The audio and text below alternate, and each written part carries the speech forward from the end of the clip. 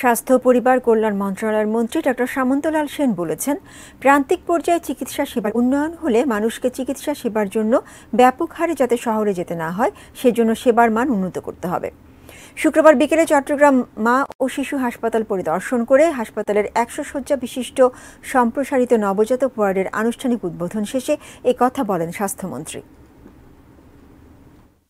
আমার অভিজ্ঞতা এটাই বলছে যে আমরা যদি ইউনিয়ন পরিষদ, কমিউনিটি সেন্টার, উপজেলা, ডিস্ট্রিক্ট হসপিটালগুলোকে স্বাবলম্বী করতে পারি, রোগীদের ঠিকমতো সেবা দিতে পারি, ঔষধপত্র, পরীক্ষা, চিকিৎসা, তাহলে আমরা এই বড় বড় শহরের এত ভিড় হবে না। এবং এনসিডির মাধ্যমে, নন কমিউনিকেবল ডিজিজের মাধ্যমে যদি আমরা রোগীদের ব্লাড প্রেশার, ডায়াবেটিস চিহ্নিত করি, ঔষধ দিতে পারি, তাহলে বড় বড় রোগও হবে না। এবং সেই লক্ষ্যে আমি কাজ করছি।